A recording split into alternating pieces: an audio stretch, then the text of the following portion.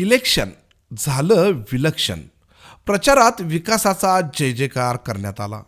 पण बकाल झालेलं पंढरपूर, आलेल्या भाविकांचं स्वागत खड्ड्यातून आणि धुळीच्या धुराळ्यातून केलं जातं. इथपर्यंत ठीक होतं.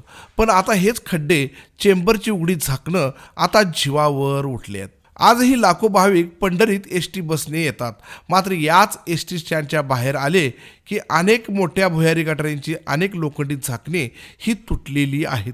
रात्रीच्या वेळेस अशा भुयारी गटारीमध्ये एखादे वाहन जाऊन मोठा अपघात होण्याची शक्यता असून एखाद्याचा जीव जाऊ शकतो.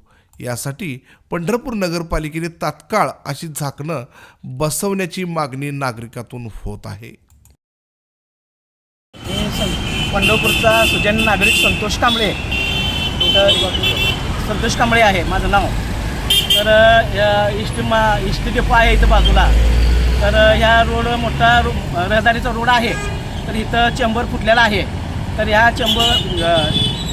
पंढरपूरला येणारे जे भाविक आहेत त्यांच्या जीवाला धोका आहे. तर वेळेवर प्रशासनाने ह्याचा दखल घेऊन याचा पाठपुरावा केला पाहिजे.